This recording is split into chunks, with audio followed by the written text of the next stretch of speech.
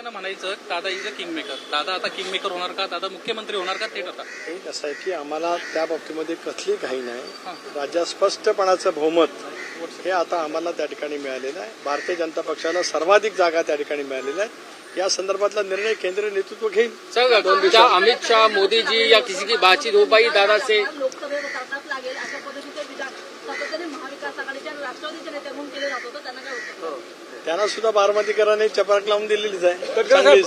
Sir, क्या नतीजों के बाद खड़गे साहब, क्या नतीजों के बाद अमित शाह, देवेंद्र फडणवीस, एकनाथ शिंदे किसी की बातचीत हुई है? मोदी जी की किसी की बातचीत हुई है आपसे या दादा से? का फोन आया था हमारे नेतृत्व का.